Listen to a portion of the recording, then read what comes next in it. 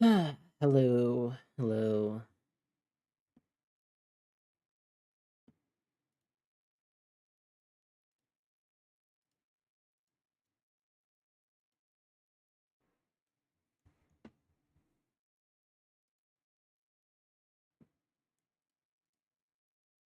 Hello, Beat Magus. Um, just give me a second before I get started. I'm gotta advertise on Twitter.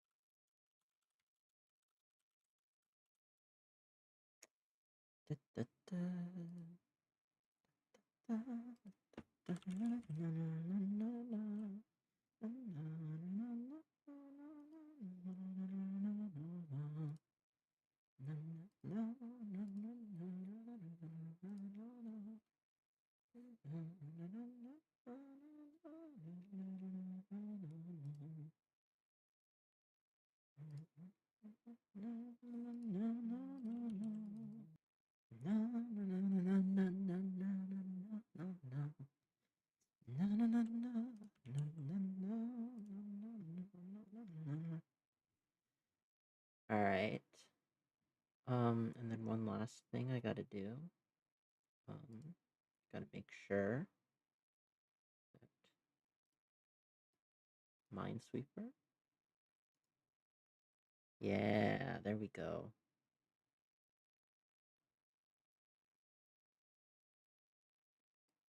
Seems a little cut off though. That's weird. Oh, it's because, yep, I see why. There we go. Yeah,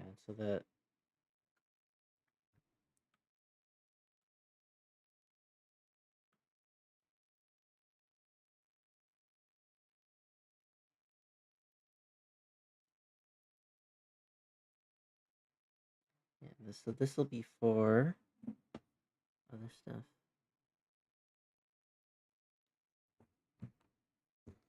Yeah, so this will be for when I need to check references and stuff. So, hello everybody. Beat Magus, are you able to hear me? Um, Assuming you're still there. I don't know if you're still there, but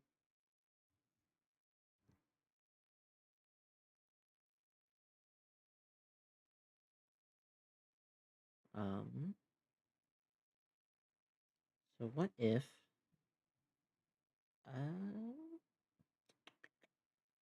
am I set up? I think so. I think we're all good. We're all good. So hello. I know it's been a while. I've been putting off streaming because I don't know, I just kind of fell into a rut. Um, but I'm back. This is a book I've been wanting to read, but have been very unmotivated um, to do so.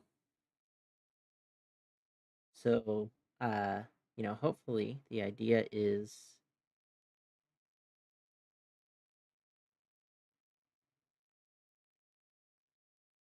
yeah. Hold on a second.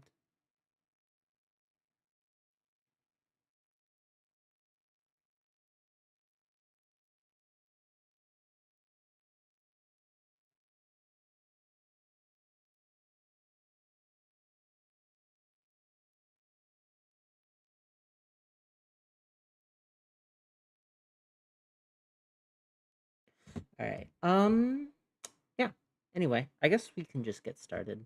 I don't really have anything to do, um, because I have two viewers, so it's probably enough. Let us start with the introduction. So, introduction: the logic of magic and the magic of logic. I guess some context. This book is called The Logic of Gilles Deleuze, um, and should be fun. I think. Uh, it's I think trying to approach Deleuze from the perspective of um, more logic based stuff. Like in like formal logic is was what I'm trying to say. Not necessarily classical logic, but formal logic. Um, which if you've ever read Deleuze, and I've read a little bit, it's kind of unclear if you can do that. But this book is going to defend the idea that you can. And this little introduction here is all I've read of the book thus far, and it basically makes that point. So let's just jump into it. Introduction. The main purpose of this book is to formulate the basic principles of Gilles Deleuze's logic by means of the concepts and tools made available by contemporary logicians, or by contemporary logics. Um, this is a book that was recommended to me by uh by the Deleuze Discord. Um, I've been told it's good, so you know. In particular, we consider the potential applicability of fuzzy, intuitionistic, and many valued logics for this purpose, in conjunction with their corresponding philosophical stances. For instance, monoletheism, dialetheism, and analetheism. Okay, so monoletheism is just true false. So there are no true contradictions. Dialetheism says there are true contradictions. So statements which are um, in which both A and not A can be true at the same time and in the same respect, and it not leading to explosion.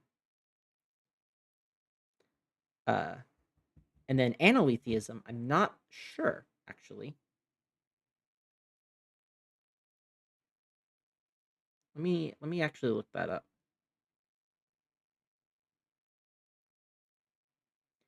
Um,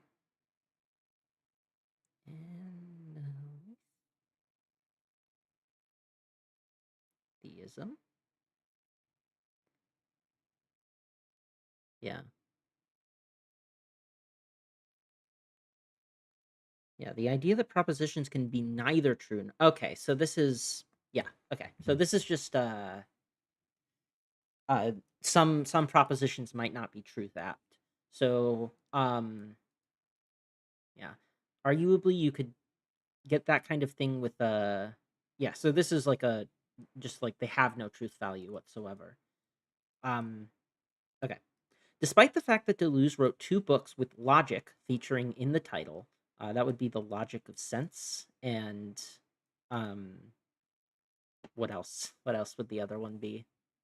Um, not sure. But anyway, there has yet to be an extensive treatment of his philosophy of logic. We consider first one possible reason for this, namely that it is impossible, or at least counter to Deleuze's philosophical project itself, so any attempt to conceptualize his logic using one or another formal means is doomed to fail from the start. This is, I think, my intuitive position, but we'll see. I'm That's kind of why I'm interested in looking at this book, is because this is my intuitive position, is that it would be contrary to his point, but if it can be done, I would be really interested in that because I do like logic a lot, and it would help me maybe understand what's some of what he's doing.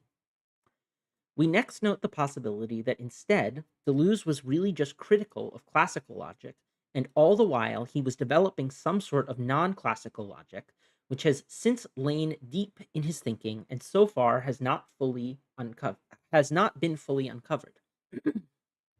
The ultimate purpose of this book uh, the ultimate purpose of this book is to support the more controversial claim that Deleuze was a dialetheist whose logic is best formulated using a many-valued system with truth-value gluts.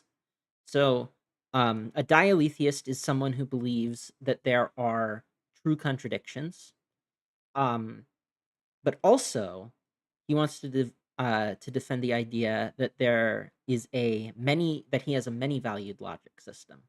Um, so we shall see.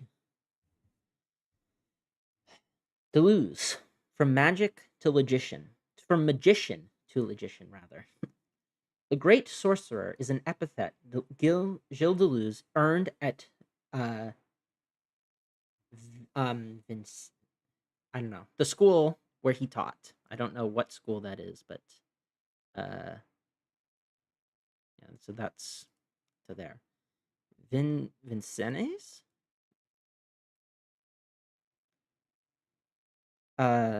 What's controversial?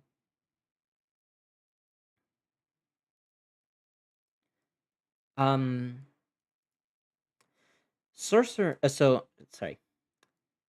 Indeed, the sorcerer is a figure that carries great weight in Deleuze's philosophy. Sorcerers are agents of becoming. They yield the, quote, power of the false, unquote, which propels their heterogeneous groupings through mutational developments.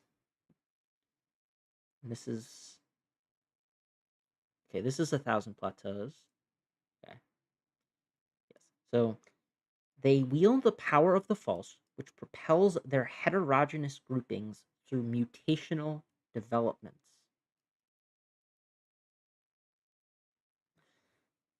They're heterogeneous groupings of what? Not 100% sure what.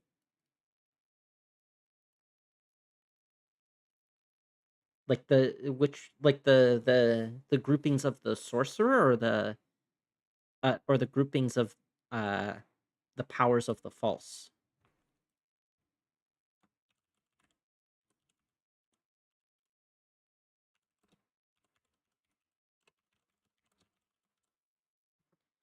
Sorcerers also live on the fringes under a veil of secrecy. Their knowledge and practices are hard to penetrate. Now, many of us, myself included, find the practices, techniques, and symbology of contemporary logic similarly alluring and yet exceptionally challenging to penetrate. Logicians can appear to us much like magicians or sorcerers, with their mysterious scribblings and rapid, often perplexing transmutations of these cryptic inscriptions. Um, hmm. I think it can appear that way, but I don't think it actually is that way. Like if you start to immerse yourself in the language, it's not that hard, but yeah. Maram, I don't know. The issue is that like I think that calling him a dialetheist would imply assigning a particular logic to him, which is why this is controversial. Like he's saying that most people would say that logic is not the domain through which to analyze Deleuze. So calling him a dialetheist would just be like applying a label that doesn't mean anything to his philosophy. Anyway, um, yes.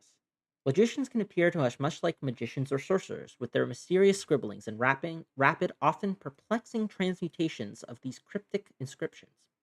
With regard to appearances, at least, we do not need to stretch our imaginations too far to move from the image of the logician to that of the magician. Now, along with Deleuze, the other great philosopher we will examine here in detail is Graham Priest, who is a leading figure in philosophies involving non classical logics and who, whether deservedly or not, has earned the epithet, quote, the Prince of Darkness, unquote. Is he, too, like Deleuze, a grand sorcerer? Who told him? Yeah. Interview. Okay, so it's an interview. Interesting. Um, so Graham Priest is the premier defender of dialetheism. Um he's devoted quite a bit of his career to that specific proposition and trying to find examples of it.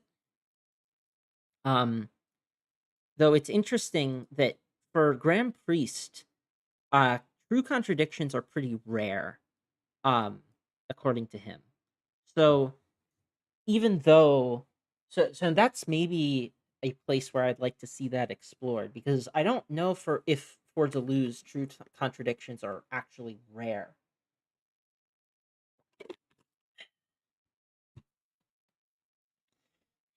But yeah, Graham Priest has developed um, a logic that's contradiction tolerant, which also it's also called a paraconsistent logic.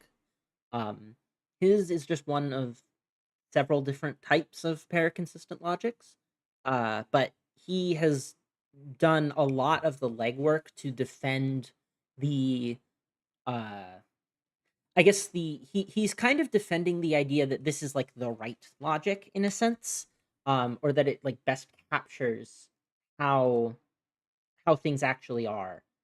So it's kind of it's like a deeper claim than just, hey, this is a logic that I'm inventing and it's useful. Like he's making philosophical arguments for why this logic is better than other ones. But yeah. But our more immediately pressing question is why, more precisely, have we selected Graham Priest as a philosophical companion to Gilles Deleuze? The reason is that we here seek the basic principles of Deleuze's logic. Were they less concealed, they would have been unearthed and brought plainly to light long ago. But something about them keeps them underground, hard to formulate and conceptualize using the conventions and notions of formal logic.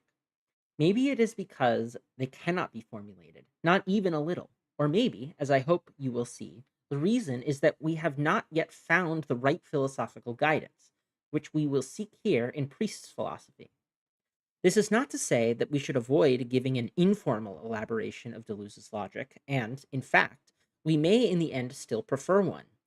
David Lapoujade has done this expertly in his Aberrant Movements, where he gives a comprehensive analysis of Deleuze's and Guattari's philosophies in terms of their basic orientation in what Lapoujade calls Deleuze's, quote, irrational logic of aberrant movements, unquote. And I'm guessing this is from, yeah, Aberrant Movements. What makes it aberrant is that it, quote unquote, escapes rationality. And given that such matters lie at the foundation of Deleuze's philosophical project, Lapoujade claims that we can regard Deleuze as being primarily a logician.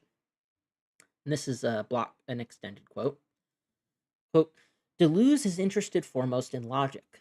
Deleuze is above all a logician, and all his books are quote unquote logics. His first book on Hume could have been called, quote, Logic of Human Nature, just as his book on Proust could have been called Logic of Signs.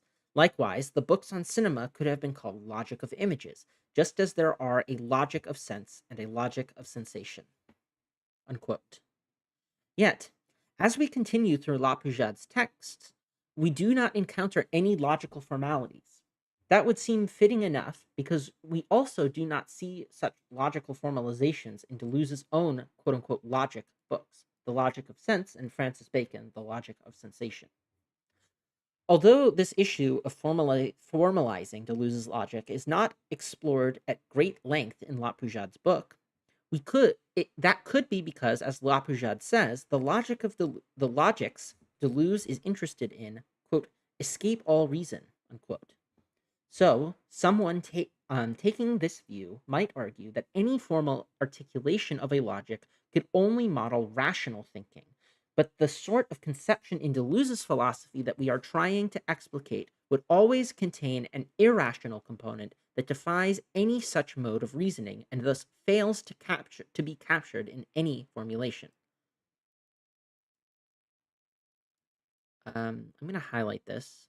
I'm guessing that he is going to attempt to refute this.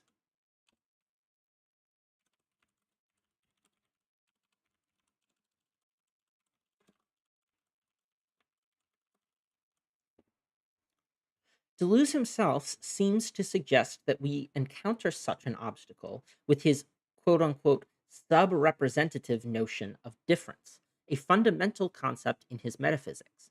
Difference, he says, is, quote, the highest thought, but also that which cannot be thought, unquote. And so, if this fundamental metaphysical principle of difference cannot be thought, then quite possibly the logical principles involved with it also cannot be formally articulated. Now, to be clear, our assumption here will not be that every logically relevant aspect of Deleuze's philosophy can be given an explicit formulation with our available systems and notions in modern logic. Where does this go? This goes to a footnote. It says Jeffrey Bell notes in particular the problems with giving Deleuze's notion of difference a dialethic formalization. Uh, and this goes to Bell's dialetheism. Interesting. But we should not thereby leap heedlessly to the conclusion that none of Deleuze's logic can be usefully articulated in such a way. And as we come to see the extraordinary freedom that we have in logic to fashion and explore viable alternate systems, such a prohibition against these more formal conceptualizations will seem less and less necessary as we continue our investigations. For instance, we may first hold the concern that logical formalizations will use symbols or names, P and Q for instance, that fix the identities of the terms or propositions and thus are unable to be used in the context of Deleuze's philosophy of becoming and differential selfhood, where there is supposedly a loss of personal identity and proper names. But, as we will come to understand, in certain many-valued logics, in a certain many-valued logic, self-identity statements like A equals A can be both true and false, and thus they can model metamorphic identity variation.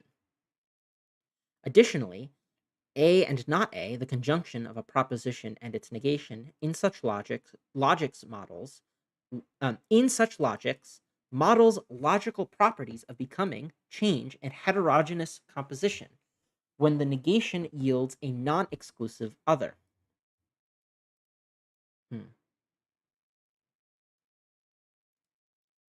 Thus, we intend to keep an open mind regarding this tricky matter, and we will cautiously examine formalizations and systems that may be said to at least approximate, to a conceptually useful extent, certain important elements in Deleuze's logic, without succumbing to the absolutist demand that if we cannot render all of Deleuze's thinking into these more formal conceptions, we should conclude none of it can.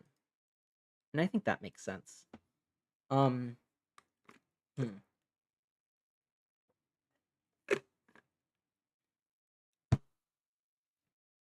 That's an interesting.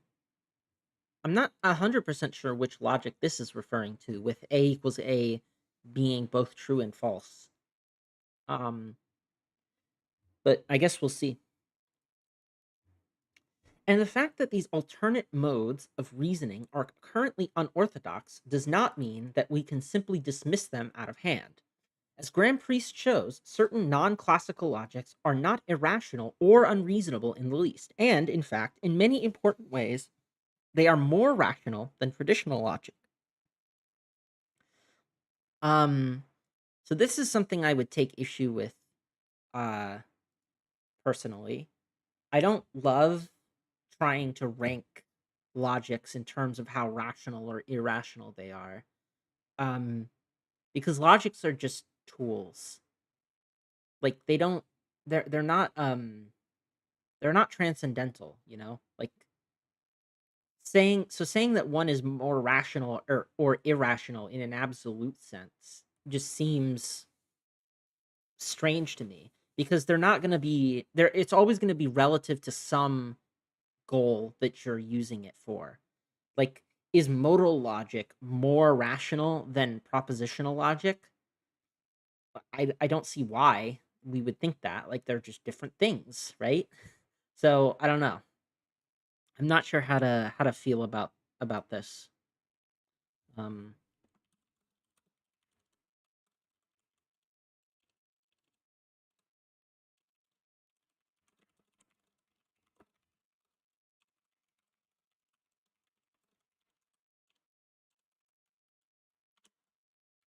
just making a note for myself. 4. They are more adequate for dealing with certain philosophical problems. I'm guessing.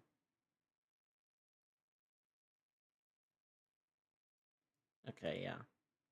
I mean, so for example, like the liar paradox is something that Priest talks about as being more easily dealt with non-traditional logics, um, or with dialethic logic. But that's just one problem, right? It's not the end all be all. Thus, it is more rational to use such alternate modes of reasoning in these cases. Okay, it's in these cases. Is maybe the important bit. For instance, Priest argues it is more rational to use a logic that can allow for contradiction in order to handle the liar's pair. Hey, look at that. Because, among other things, it provides a simpler, sufficient solution and it has greater explanatory power with regard to the underlying matter. This is literally what I was just bringing up, right? The footnote says here, Priest argues that it is more rational to accept a paraconsistent logic when dealing with the liar paradox, because its ability to handle contradictions makes it more adequate to the given data of the problem. It gives a simpler, sufficient solution. It has greater explanatory power with regard to the underlying phenomena, and it provides a more complete account. This is probably they're probably not going to touch on this, but like the general accepted response to the liar paradox is to basically invoke the meta language. So basically, when you say this statement is false, it translates to something like this statement is false in the meta language, as opposed to being this statement is false, full stop. Um, and you kind of get into issues of nesting meta languages, uh and you need like a meta language and a meta language and all that. So um I think for that, Priest has a pretty compelling argument. Kane B has a pretty good video on responses to the liar paradox, uh that kind of goes over these issues pretty well. But yeah. um yeah. Yeah, da, da, da, da.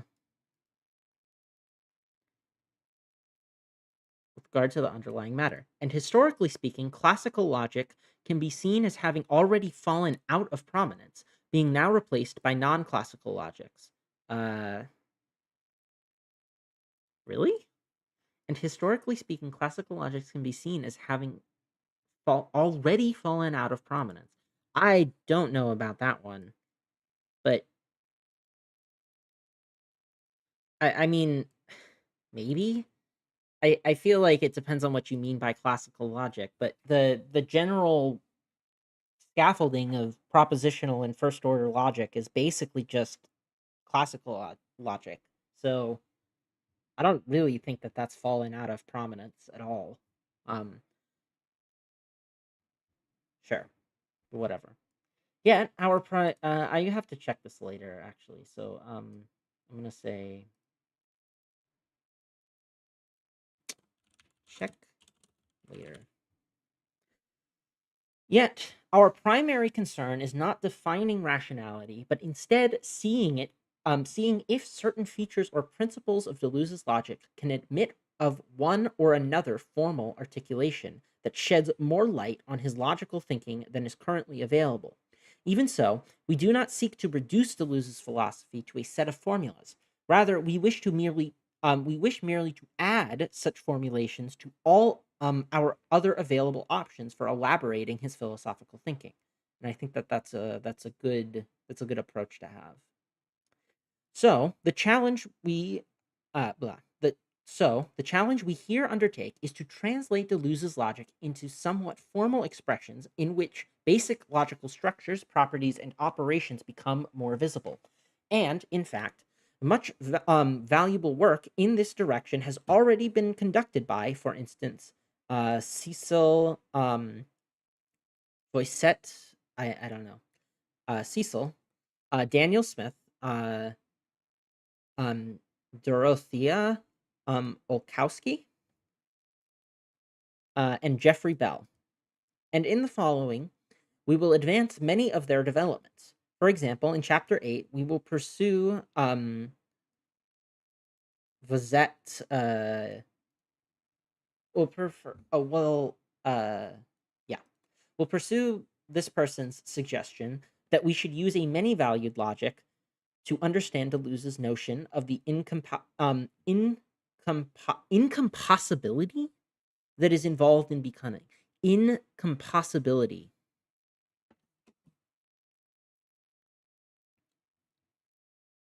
I've never seen that word before.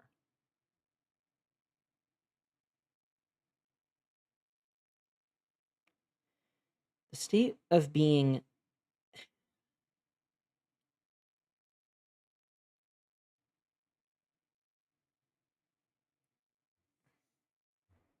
Concept of. Okay, this is a Leibniz thing. A complete individual thing is characterized by all its properties, and these.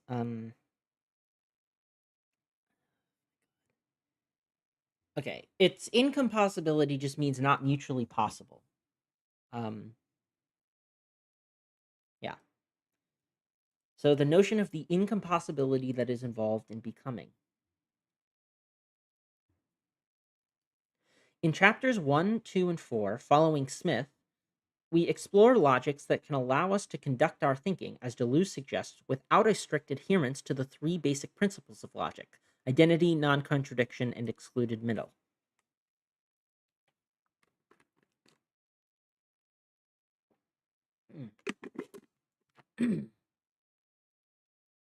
um, sure. Though it's worth noting that you don't actually need all of these.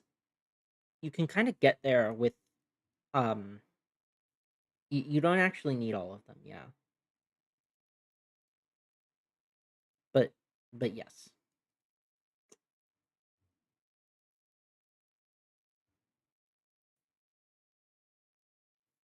Yeah. Olkowski has a because like for example with excluded middle, the excluded middle is something that kind of falls out of non-contradiction if you just if that's all you have. Um so you would need to reconfigure non-contradiction to get rid of the excluded middle. But yeah. Anyway, Olkowski has especially made great advances in finding formalizations for the principles of Deleuze's logic. Um, yeah. And I will also build from her work on the intuitionistic trend in Deleuze's thinking in Chapter 6. 18.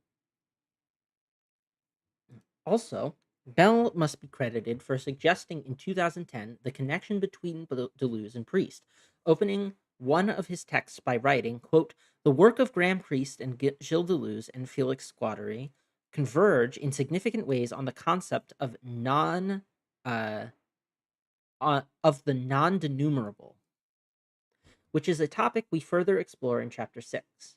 Um, yeah, hold on.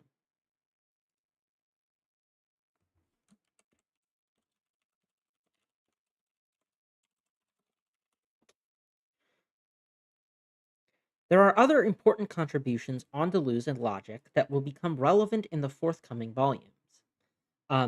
Arnaud Villani, Arnaud Villani wrote a book with a nearly identical title to this one, um, Logique de Deleuze.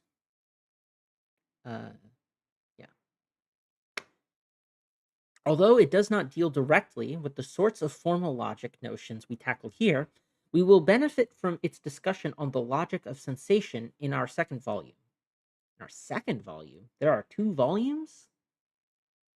Okay. Did I miss that in the table of contents?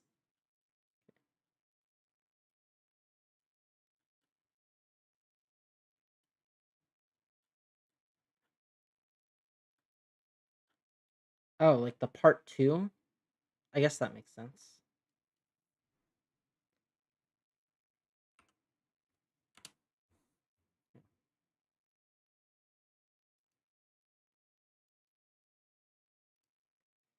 Um,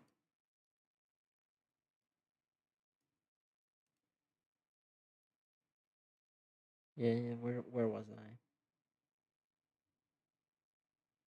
Yeah. And Paul Livingston's book, The Politics of Logic, Badiou, Wittgenstein, and the Consequences of Formalism, in a most remarkable fashion, analyzes the paradoxes of sense in Deleuze's philosophy of language, which we will make a special use of in the third volume. My own unique contribution to these efforts will be to explore and apply certain systems of non classical logic to Deleuze's philosophy more directly, extensively, and comprehensively than has ever been done before. One possible reason that this has not yet been attempted is that it is an impossible task, and thus we should just give up trying at the outset. Another possibility is that we happen to be quite difficult but still possible, which means that yeah, okay, this is yeah, he's just reiterating what he said already. Another potential benefit of these investigations is protecting Deleuze from accusations of faulty reasoning or of obscurantism. As Lapujade notes, the irrationality, as he calls it, in Deleuze's logic is not something illogical. Quote, logic doesn't mean rational. We could even say that for Deleuze, a movement is all the more logical the more it escapes rationality. The more irrational, the more aberrant, and yet the more logical. I'm gonna need elaboration on this. I don't know why this would be the case. It just seems kind of orthogonal to me, or tangential. Where we will here diverge from Lacbujade is that instead of thinking of Deleuze's logic as being irrational, we will rather say that the men yeah, we will rather say that many of its important basic principles are in fact entirely logical and rational, but only non-classically so. As such, not all of Deleuze's logic will need to remain vague, obscure, or informulable. My God. Nonetheless, a challenge we face. Second.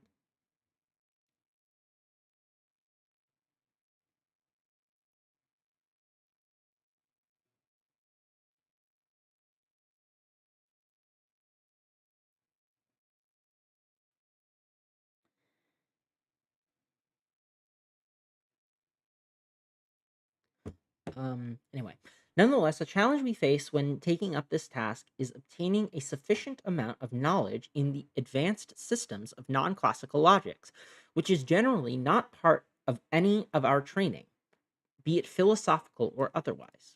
For this reason, we will mostly use basic propositional formulations, and even those cases will be minimal, in order to keep matters as simple and familiar as possible. The endnotes will elaborate on certain technicalities for those who are interested. I'm very interested in this, so I will probably be looking at those endnotes. Yet even these additions will remain at an introductory level, as the purpose of this book is certainly not to instruct logicians on matters of logic, although I hope they may still find some interest in what Deleuze has to say on these issues. For those who would like to learn classical and non-classical logics, I can recommend the texts that guided me. Initially, David Agler's Symbolic Logic, secondly, Jean Nolt's Logics, and lastly and most importantly, Graham Priest's Introduction to Non-Classical Logics. It should also be emphasized that Deleuze himself wrote two so called logic books, The Logic of Sense and Francis Bacon, The Logic of Sensation. But these texts will not play too great a role in our present endeavor, with the exception of a few important sections from The Logic of Sense. The reason for this is that I plan on dealing with these texts in much greater detail in two forthcoming books on Deleuze and logic. The next volume will focus on his philosophy of experience, and the third one on his philosophy of language. In this present volume, however, our attention is directed more exclusively to the basic logical principles of Deleuze's philosophy of thinking and metaphysics. In the conclusion, lists the topics, and the conclusion lists the topics we will cover in the forthcoming volumes. Okay.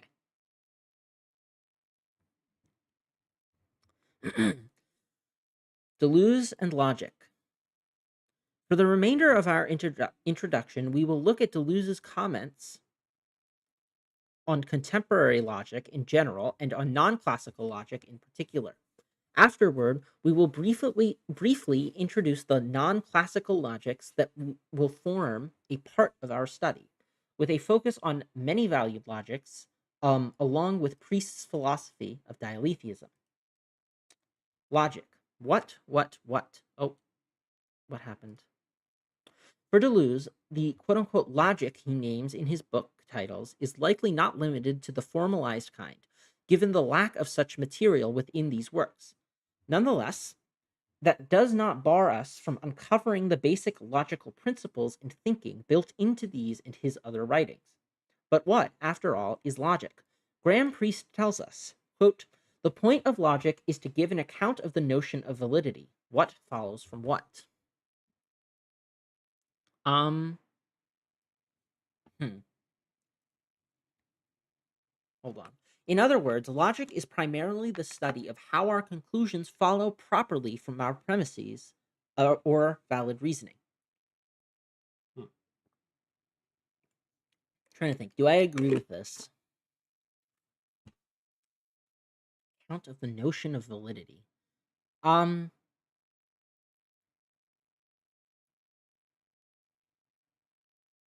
sure. I think I can agree with this, assuming we don't like treat it too seriously, I guess, or too universally. Um, it's it's to give an account of uh a notion of validity is, I think, uh a better way of putting it. But sure. I guess you could say it's give an account, but I would still say a notion of validity and not the notion of validity. Um, but yeah. In other words, logic is yeah. So yet, in Deleuze's philosophy of thinking, he is not especially concerned with determining valid inference, and so it might seem at first that nothing interesting can be done in terms of formalizations of Deleuze's logic. Nonetheless, as Lapoujade notes, for Deleuze and Guattari, quote, philosophy consists in the creation of concepts, unquote, which is thus, quote, the production of logics, given that a concept is never created alone, but always in conjunction with other concepts, unquote. And therefore, quote, to create a concept entails creating the logic that links it with other concepts, unquote. Yeah, aberrant movements. Yeah. So, this in fact is one way we will look for a logic in Deleuze. Namely, we will ask, how might we articulate, using certain formal means, the ways that for Deleuze concepts are interrelated in their formation or creation? Posed another way, what can be said about the logical properties of conceptual compositions and the way they arise? Here, we will reconceive the logic question, quote, what follows from what, to instead be something more like, quote, under what logical conditions can concepts arise in the first place?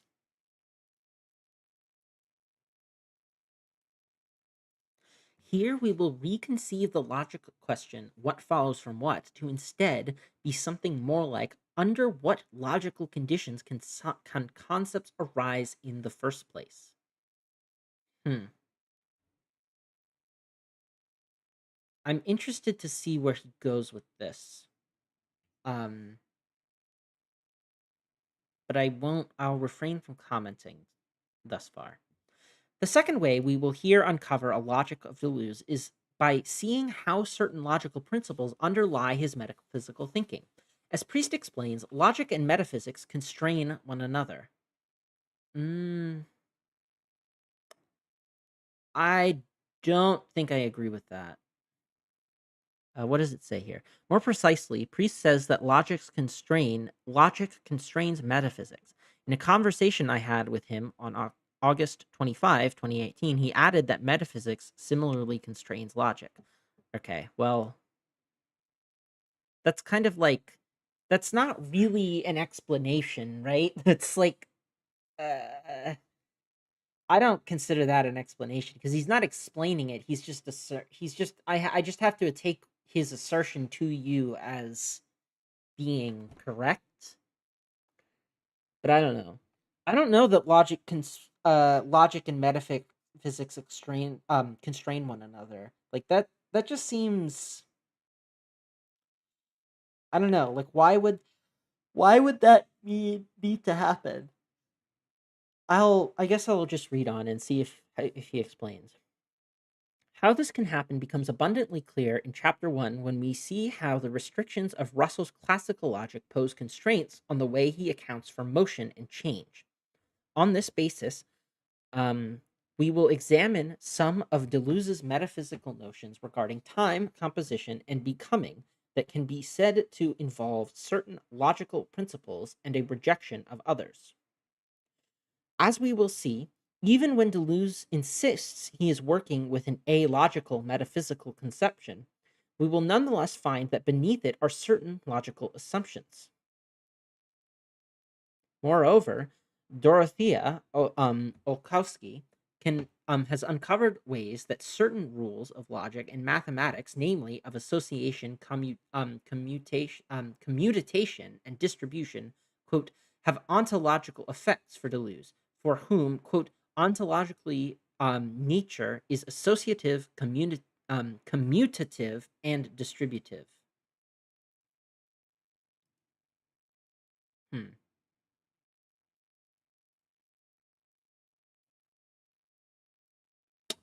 Huh.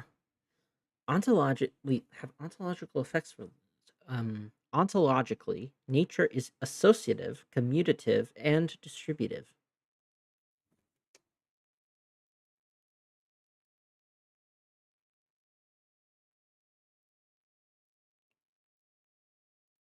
Don't really know what that means. Now, to keep with our parallelism to contemporary logic's definition of logic as the study of valid inference, or, quote, what follows from what, we note here that when we uncover a logical principle at work in a metaphysical conception, it may not seem at all like an inference, which we think of as involving a movement from premises to a conclusion. For example, Deleuze discusses the principle of identity in Leibniz's notion of being. But A is A, or A implies A. No. Hold on. Hold on. That's not strictly correct. I mean, I guess this is kind of a notion of identity, but A equals A and A implies A are different. Um, yeah. But A is not an inference. Yes. Yes. Sorry. For example, Deleuze discusses the principle of identity in Leibniz's notion of being. But A is A, or A implies A, is not an inference. Or is it?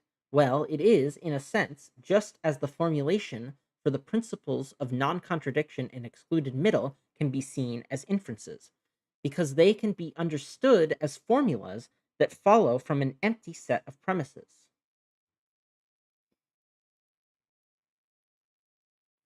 Yes.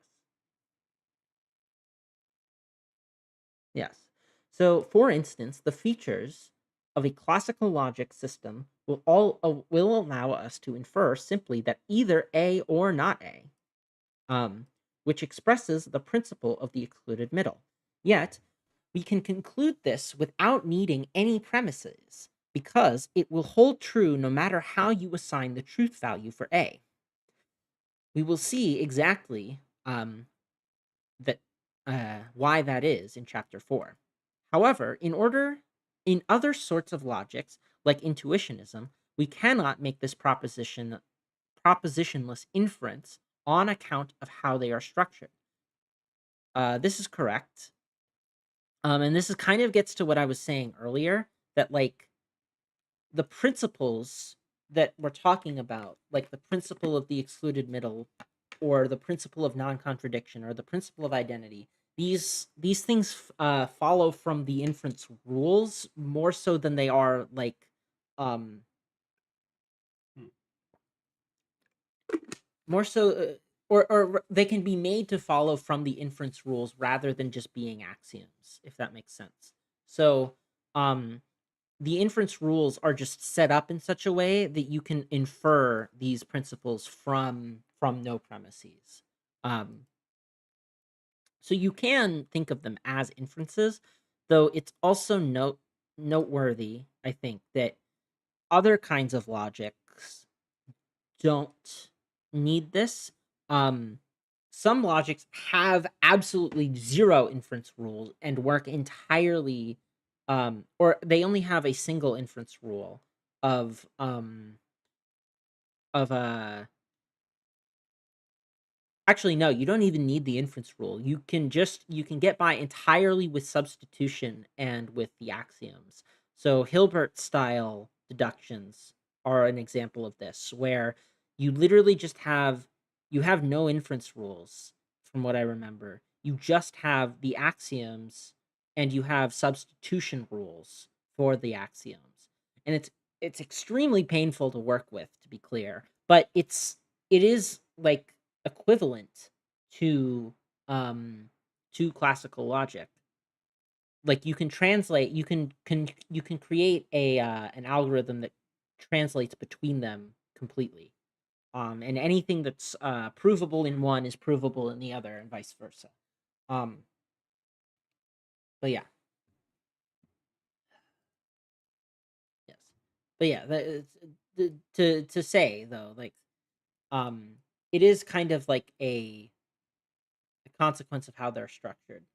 Um So you can think of them in terms of the inference rules or in terms of the axioms, uh, and you can get similar things. In sum, a given system's own particular tautologies or logical truths can still be considered as valid inferences. For a valid inference is one where it cannot be that the premises are true and the conclusion is not true. So, such logical truths are valid because it simply cannot be that the conclusion is not true anyway, no matter what.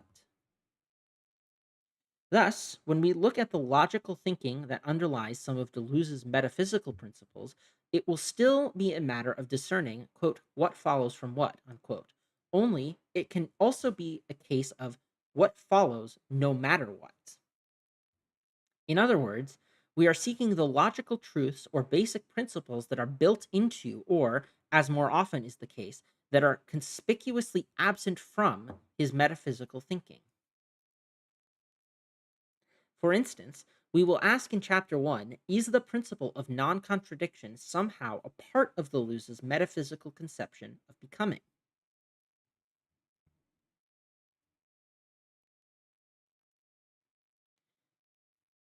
Hmm.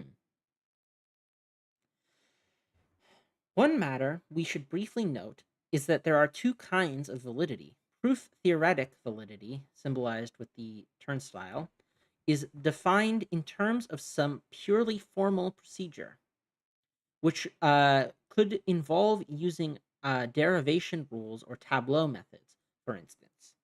To keep things a little easier and more intuitable, we will only deal with semantic validity, symbolized with the double turnstile. In this case, a quote valid inference is one that preserves truth. One of the simplest ways to see if truth is preserved is by using truth evaluation tables where we assign all possible combinations of truth values for the atomic formulas. We then calculate the truth values for all the premises and also for the conclusion, looking to see if every interpretation, that is, crudely, a way of assigning truth values, that makes all the premises true makes the conclusion true. In which case, the inference is semantically valid, and it is invalid otherwise. What? I don't know what. Sorry. Makes all. In which case, the inference is semantically valid, and it is invalid otherwise.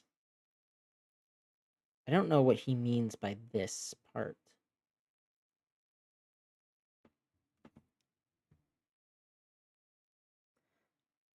I what does he mean invalid otherwise?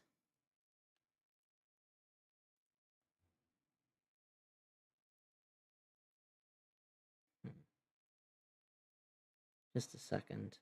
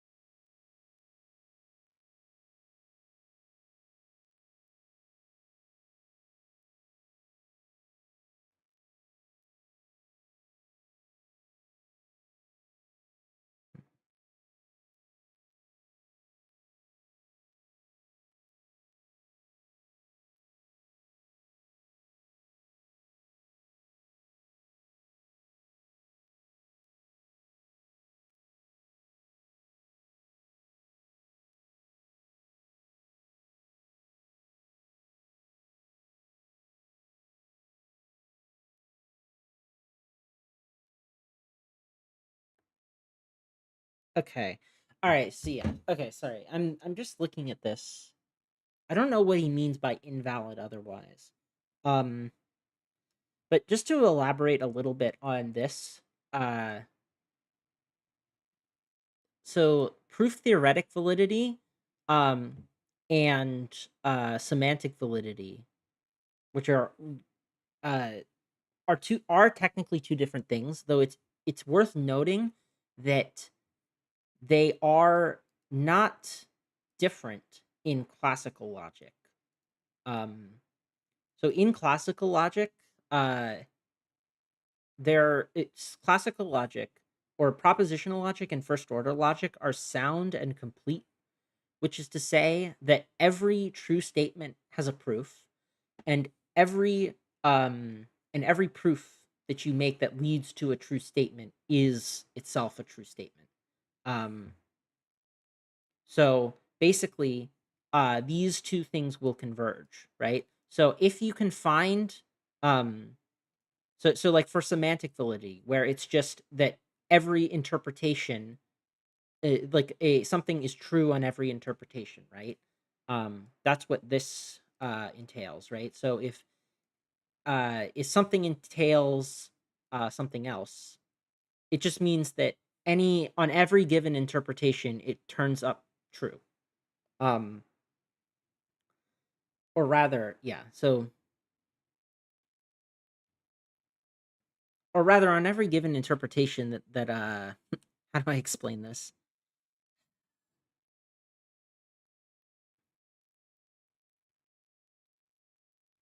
Yeah, sorry. It's specifically when the premises are true, uh, the conclusion is also true. Um, yeah.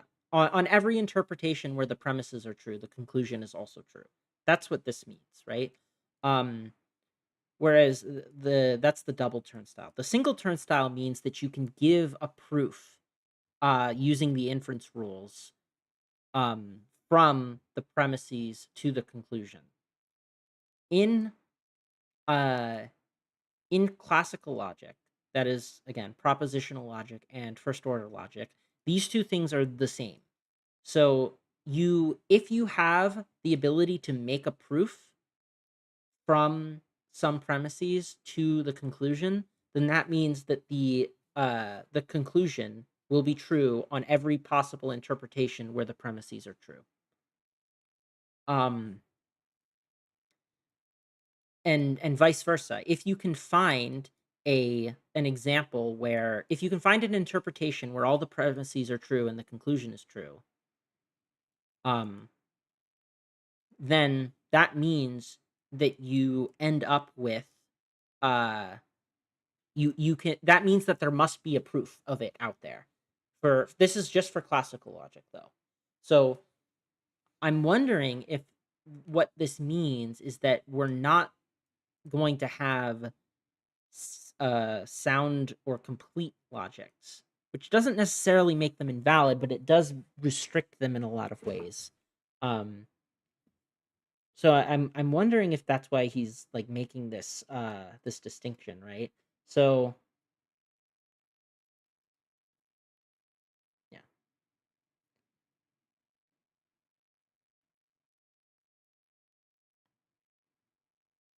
yeah. So we then calculate the truth value um, for all the premises and also for the conclusion, looking to see if, quote, every interpretation that is crudely a way of assigning truth values that makes all the premises true makes the conclusion true. In which case, the inference is semantically valid and it is invalid otherwise. I'm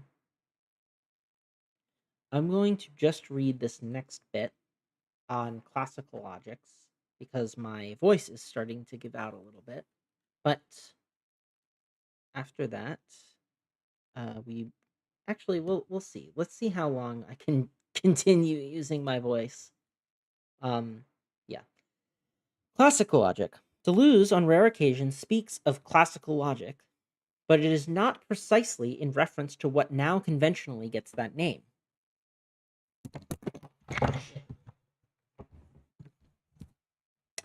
Sorry about that. I knocked over my thing. Yeah. Oops. Oh wow, that's a long footnote. Okay. Historically speaking, Deleuze seems to place what he calls classical logic as spanning from ancient through medieval times, with the modern logic coming after it beginning in the 7th century, primarily with Descartes and Leibniz. However, like with the usage of classical logic that we apply here, Deleuze also associates classical logic with the classic three principles, including the principle of non-contradiction. Note that there is another case of his use of the term, and here Deleuze speaks of 17th century philosophers as using a classical logic. But in this instance, Deleuze is working with Foucault's designation for this so called classical age and speaking of the logic at that time. Okay. Yes, but it is not precisely in reference to what we now conventionally gets the name classical logic. So let us give some clarification to how we will understand classical logic, because that will allow us to better assess if Deleuze's criticisms of logic are directed at all logics or just to classical logic. Despite its name, classical logic should not be understood simply as a logic dating back to ancient Greece, although some of its basic principles were also discussed and developed back then too. It rather is traced to more relatively recent philosophers, especially Bertrand Russell and Gottlob Frege. Yeah, Frege is huge for logic. In chapter 1, we will look at a more formal account of classical logic. For now, it will suffice to note, as Deleuze does, that it adheres to certain principles, most famously the principles of identity, non-contradiction, excluded middle, bivalence, double negation, explosion, among others. Um, it's worth noting that these principles, like it adheres to these principles, but that does not mean that all of these like a lot of these principles just follow from one another. Um, like arguably you can get a lot of these from the other ones. Like you don't actually need them codified. Um, but yeah. Anyway, we will always refer to them as principles rather than using the more currently conventional term laws simply to avoid unwanted connotations in the Deleuzian context. For instance, the principle of the excluded middle constrains our thinking in such that when we have a disjunction of a proposition and its negation, A or not A, at least one disjunct must be true. So, in accordance with the principle of the excluded middle, of the two disjuncts in quote, either it is raining or it is not raining, one must be true. Thus, we cannot say that there are ever cases where neither one is true, like intuitionists claim, as we will later see. With its rise in the 19th century and early 20th centuries, classical logic saw great success compared to its predecessors, and for that reason it became the received kind. It is likely the type of logic you learned from your introductory courses or books, or at least or that at least may have been impressed upon you by certain socially accepted standards of reasoning. For instance, in an argument, you are not permitted to contradict yourself. As such, certain philosophical values associated with classical logic also came to be firmly held by many philosophers, as, for instance, a prohibition on contradiction and an adherence to a strict true false bivalence, with no room for there to be any other options. Mhm. Nonetheless, logics that reject or reconceive the principles of classical logic do not create something illogical any more than changing some of the axioms of geometry create something non geometrical. Consider, for instance, non Euclidean geometries. Yep. And if, as we will contemplate, classical logic is faulty in many philosophically important respects, then classical logicians um, could be the irrational ones, with non-classical logicians exercising superior reasoning. And again, I do not like this framing because, again, I think logics are just tools. Like they're not.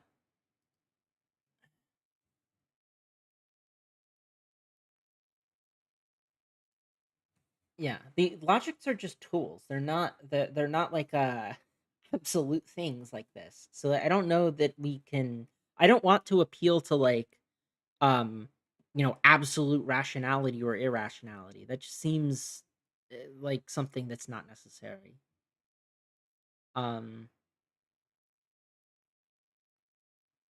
how long do we have?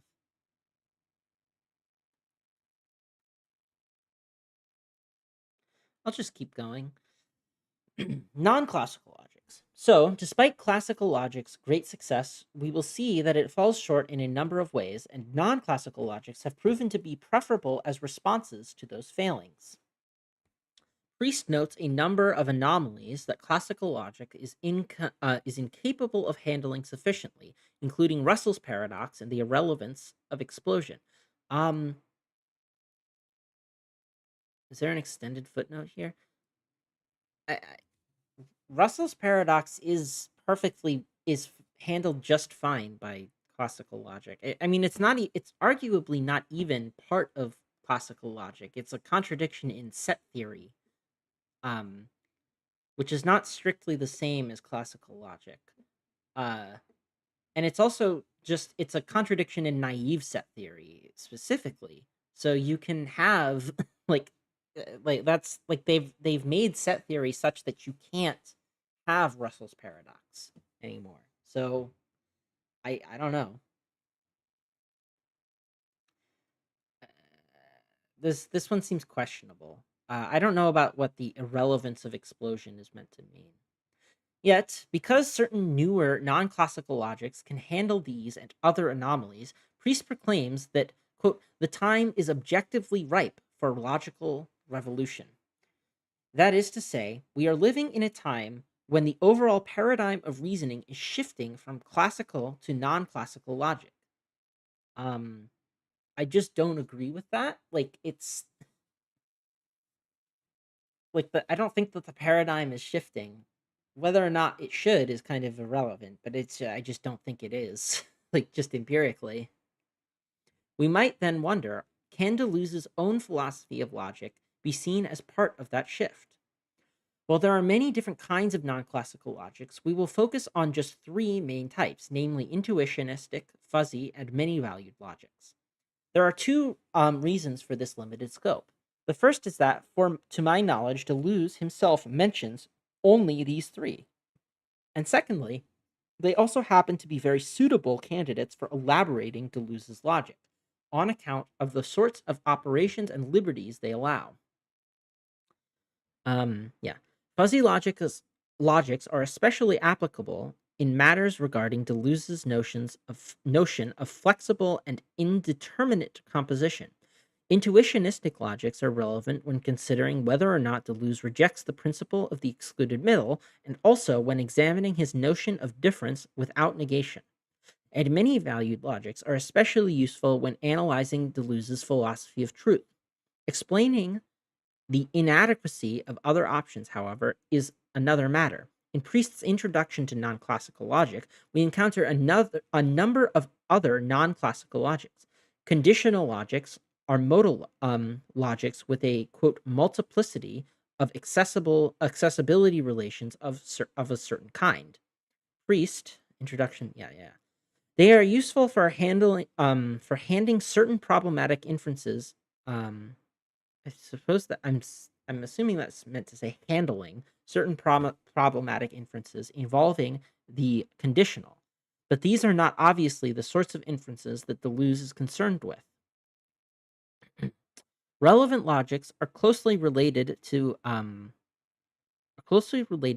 other logics we address. In fact, the Routledge material we deal with in Chapter 4 is largely about relevant logics, and their differences are primarily technical with regard to our concerns here. Also note that Deleuze does not complain about irrelevant inferences. So, with what we uncover in the following, we might be inclined to say Deleuze is using a logic like what Routledge describe, but then we might also, in that case, instead say it is a many-valued sort of logic that is similar to the first-degree entailment, or to first-degree entailment. For simplicity, we will just deal with many-valued logics rather than relevant logics.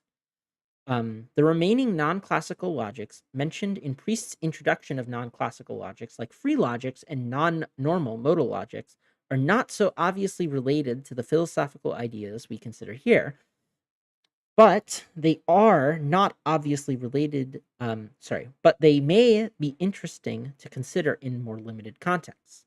So, in this and the following volumes, we will mention them in the notes when they become relevant. One notable non-classical logic not covered in Priest's book is quantum logic, but it would be more of a concern for us in the next volume.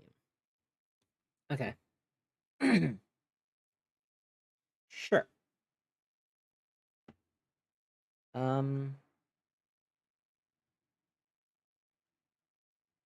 Do I have the time to go over these?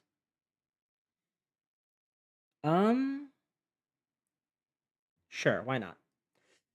One prevalent way to evaluate truth. Oh, sorry, intuitionist. I skipped fuzzy logics. Sorry. So, fuzzy logic. Fuzzy logic is perhaps the most familiar to us of all the non-classical logics we will be considering here. It appeals to our intuition that in certain cases, something can be partly true and partly false. This is especially the case for continuous changes. At exactly what instance in your life did the proposition, I am still a child, become false?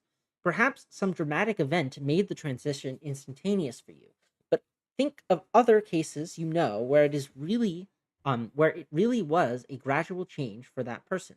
Fuzzy logics can be useful for the Sorites paradoxes that involve such transitional periods, because they would allow us to say that, for instance, halfway into your transition from childhood to adulthood, the statement, I am still a child, is half true.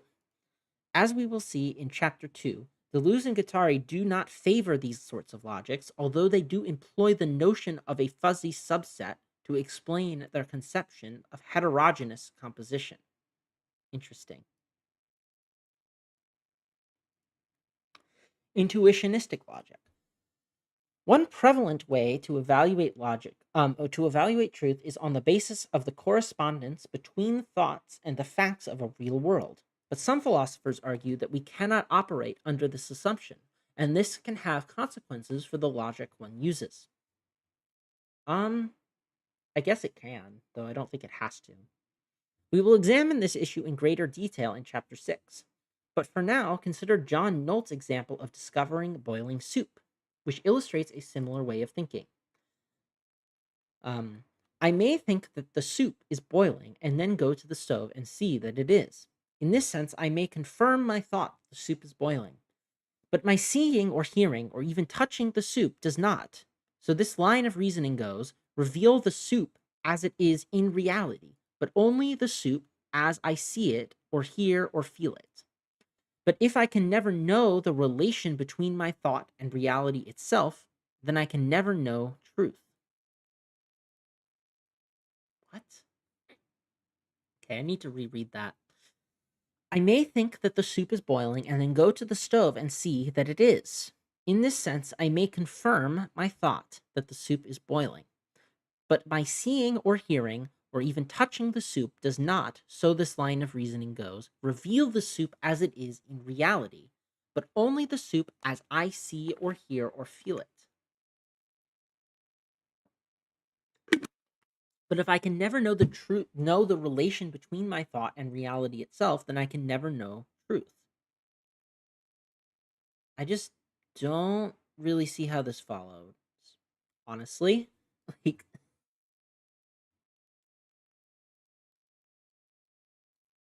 Like, I feel like a correspondence theorist will just say that would just have the same response to this, like, or rather would just insist that there is a fact of the matter about whether or not the soup is boiling, and it has nothing to do with your perception of it. Um, I don't know. I find this example kind of confusing and not especially helpful, for sure.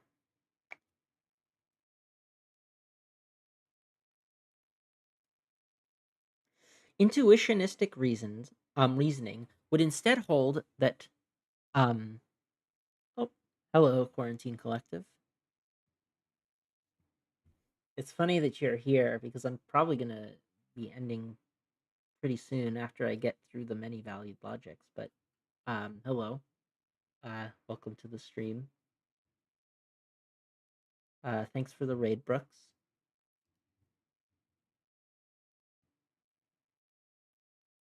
What does that? What does that mean? What is that? What does that emoji mean? Yeah. Anyway, intuitionistic reasoning would instead hold that the truth or falsity of a statement is determined by whether or not the available data warrant us to assert it.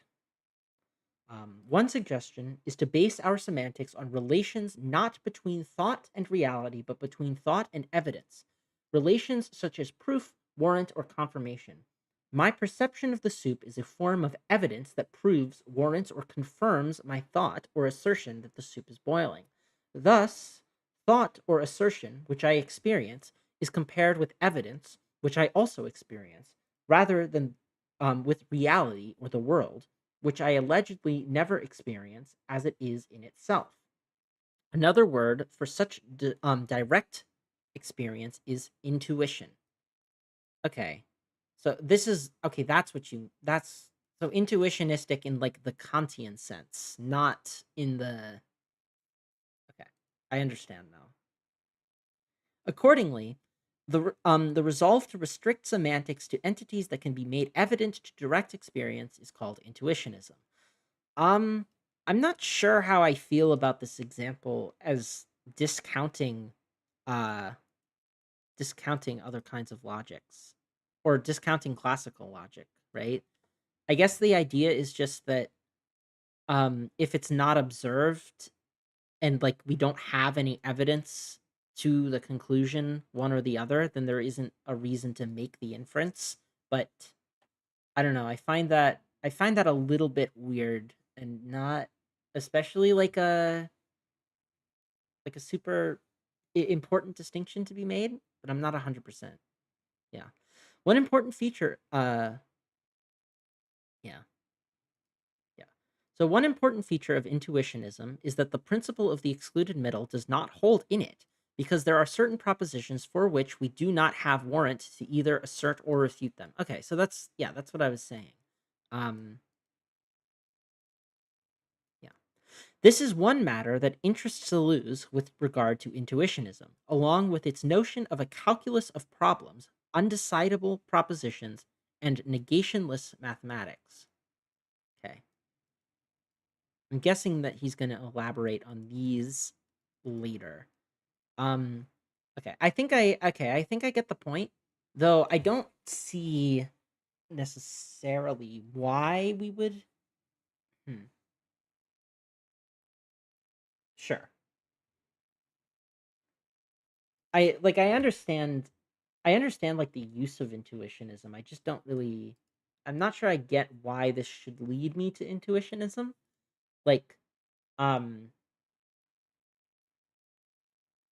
I guess the idea is just that it would be so like for example, like just a proof, an indirect proof um is not valid on intuitionism for the reason that it doesn't need to be the case that it's true or false, right?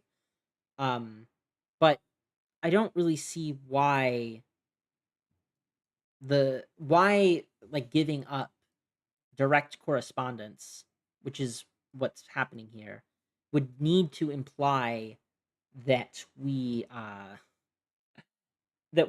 have to abandon the excluded middle. Um, I guess just because maybe like the logic itself is not is not a datum that we can use. So like the fact that it doesn't that it's incompatible with the logic is maybe is not a reason to think that the evidence doesn't conform to it. Um, though I don't know, I would need to think about that. That's the only way I can think of that it would rule this out. Um, but yeah, I'm not sure. Anyway, many valued logics. One of the principles of classical logic, the principle of bivalence, which is to say everything is either true or false, can be understood as requiring that can as requiring every proposition be either or at least true or false, but not both true and false. As such, it is something like a combination of the principle of the excluded middle and non-contradiction. Um, I guess you could think of it like that. Sure. But such a restriction can create difficulties in our philosophical thinking about certain fundamental notions. For instance, change and becoming. Consider an alteration. A match is struck and its wood turns to fire. The question is, when does the change take place? One answer is that the change occurs just at the moment where there is fire. Figure 0.1 right here. So yeah, so does the change happen right at the last moment where there is wood, or right at the moment fire begins? Um,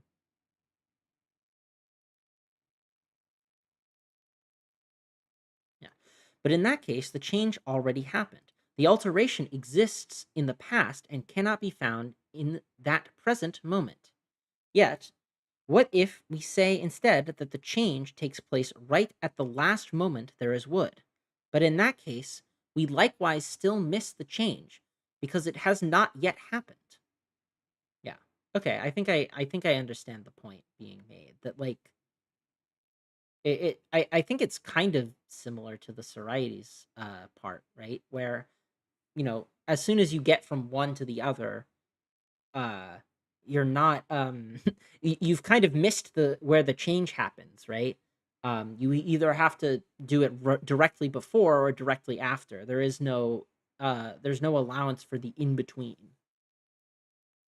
Um and like indeed you just can't do that with something like that. But in that case, yeah. So one promising option would say that there is an intermediary period where its status is indeterminate. Right here. Yep. Yeah. So during a transitional period, or when it's both. Okay. In this case, it would neither simply wood nor simply fire. As a physical state, it is not obvious how to conceive what happens during that transitional period.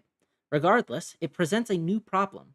By postulating this intervening period, we have created yet another change that we need to give an account for, namely how we moved from the state of wood to the period of transition.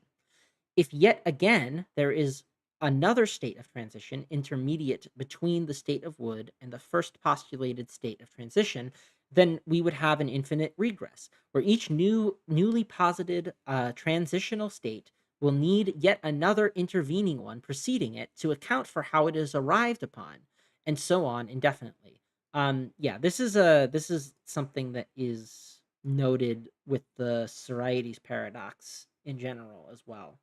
Um, where if you try to have like if you try to designate a particular area as being the transitionary period, then you end up in cases where you can just ask, well, at what point do you go from the solid or from the wood to the transitionary period, and at what point do you go from the transitionary period to the fire, right?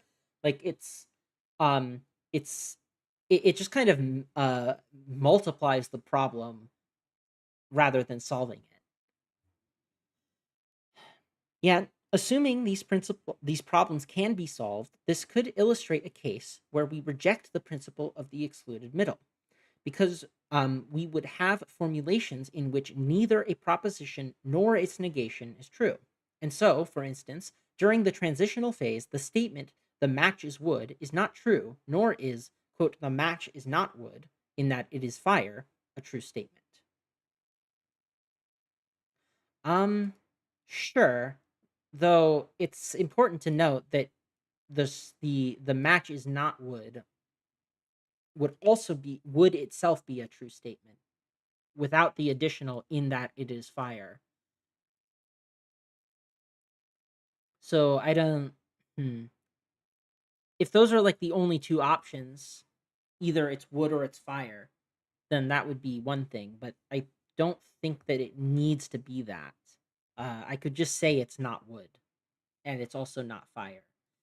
So you would need an additional premise that something can't be wood and not fire, or fire and not wood at the same time and in the same respect. Um, yeah. But there are other sorts of propositions that more strongly suggest that they lack the values of true or false. For instance, there are meaningful statements where the terms do not have denotations that allow the propositions to be easily evaluated as either true or false. Priest gives such a possible instance. One sort of example concerns truths of fiction. Okay, yes. It is natural to suppose that Holmes lived in Baker Street is true, because Conan Doyle says, quote, Holmes' friend Watson was a lawyer, is false.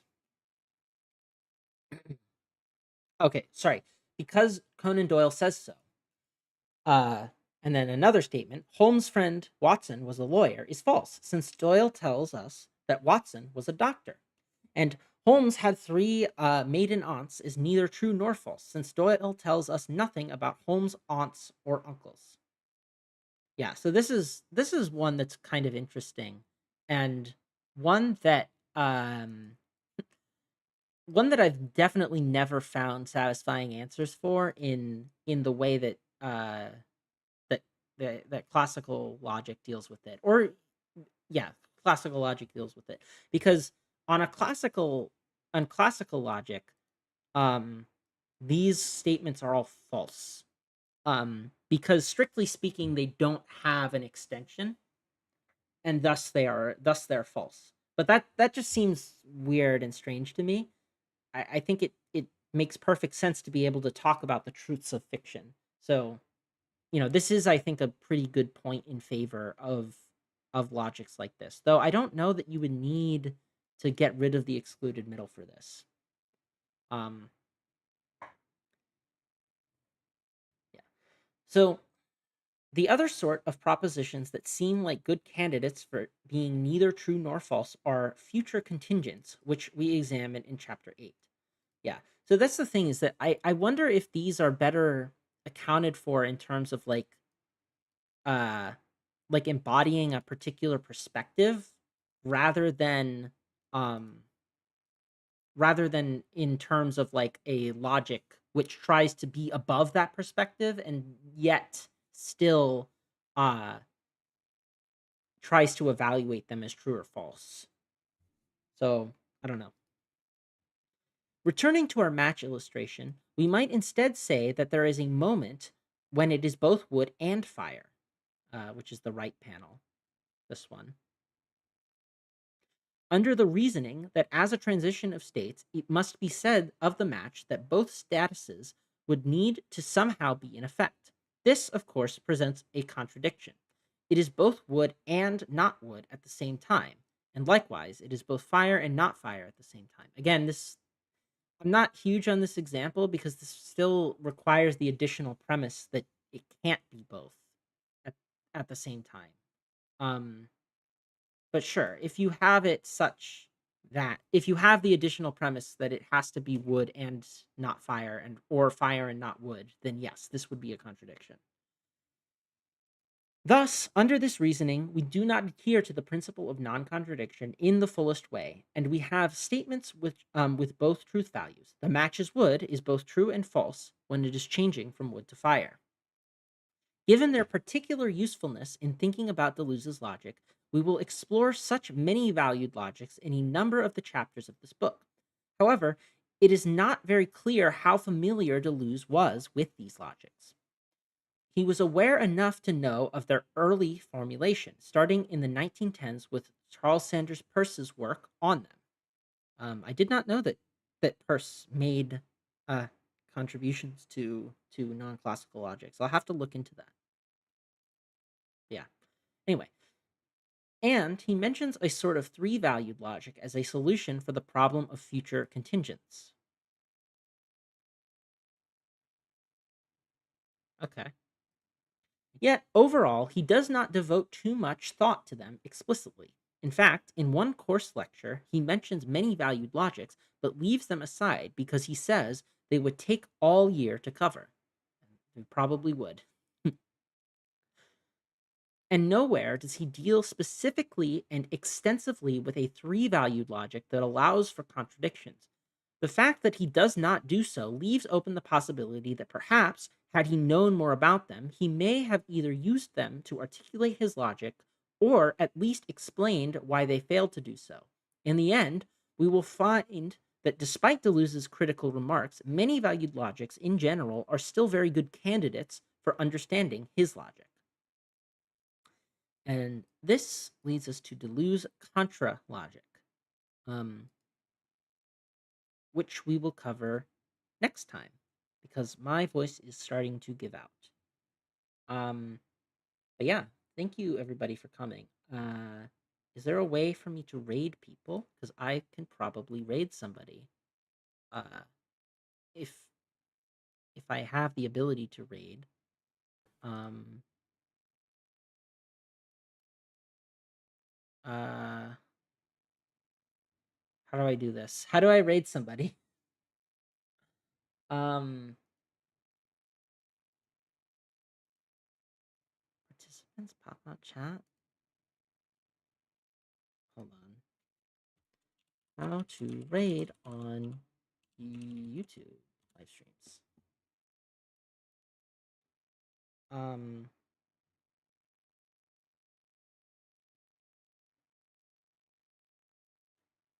can I do that? Is that a thing that I can do? Um,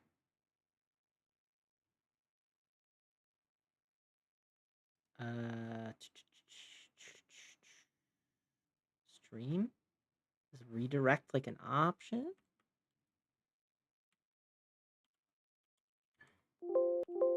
I don't see the ability. I don't know how to do this. Manage, maybe? Live viewers, connections, live stream. How do I do this? I'm trying to direct you guys to Envy's stream because she is streaming right now. Uh, but I don't know how to do it is the issue. Um, so yeah, go to YouTube Studio, click Content, it says. Go to the Live tab, then do what? Hover over the window to edit. What? Sorry. Hover over the video you want to redirect from. Okay, edit. Customization. Um, Under redirect, click add. I don't see a way to redirect.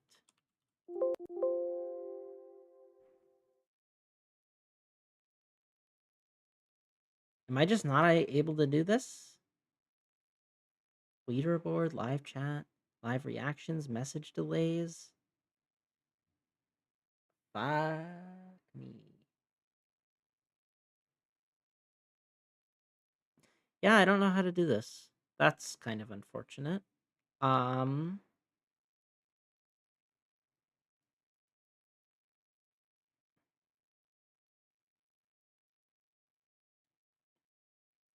okay. Yeah, so go to redirect. To redirect from your live view, go to YouTube Studio, customization. It's in edit settings. Details. Analytics. Settings. Channel permissions, community. Channel.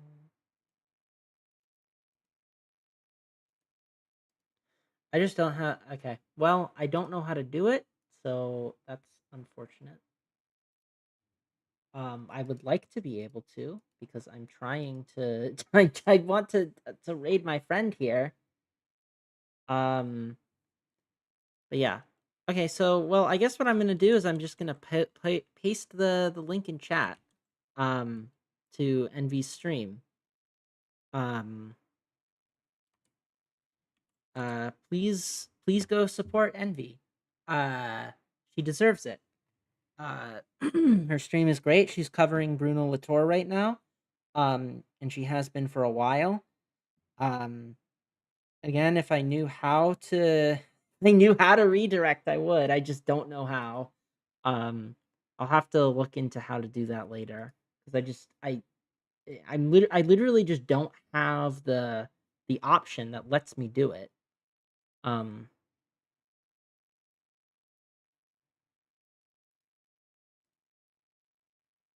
yeah. Yeah, I literally just don't have the option for it, which is kind of annoying, but please go to Envy. Go watch her stream. It's very good. Um, but yeah. Uh Take care everybody. Thank you all for watching. Uh and see ya.